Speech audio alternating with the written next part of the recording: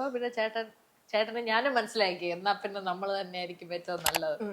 അങ്ങനെയാണ്. അപ്പൊ എനിക്ക് ചോദിക്കാനുള്ളത്, എനിക്ക് അതൊന്നുമല്ല. എനിക്ക് ആദ്യമേ സൗഭാഗ്യം ഇഷ്ടപ്പെടുകയൊക്കെ ചെയ്തു. എനിക്ക് ഒറ്റ പ്രശ്നം എന്ന് പറഞ്ഞാൽ കള്ളം പറയല്ലേ, മനസ്സിലുണ്ടായിരുന്നു സ്നേഹം.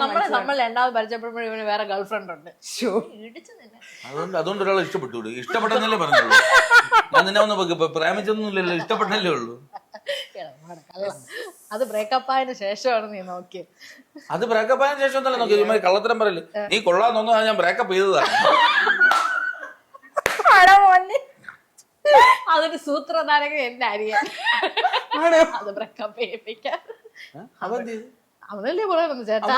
എനിക്ക് എന്റെ ആ ഗേൾഫ്രണ്ട് ആണ് എനിക്ക് ഐഡിയ തന്നത്. നീ കൊള്ളാന്നല്ല പെട്ടാണ്. സിനിമ എടുക്കണം എന്താ പറയാ.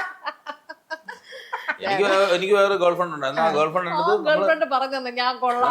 നമ്മള് കെട്ടണം എന്നുള്ള പ്ലാനിലൊന്നും അല്ലായിരുന്നു ഞാനും ആ ഗേൾഫ്രണ്ട്. Casual relationship. അപ്പം അവള് പറഞ്ഞു, അപ്പൊ അവൾ എന്നെ പറഞ്ഞു ഈ സൗഭാഗ്യ കൊള്ളാലോ, സൗഭാഗ്യ കെട്ടിക്കൂടായിരുന്നാന്ന് ചോദിച്ചു. കൊള്ളാം. അതാവുമ്പോ എന്റെ കോച്ചിലുള്ളത് ഞാൻ പറയുന്നില്ല.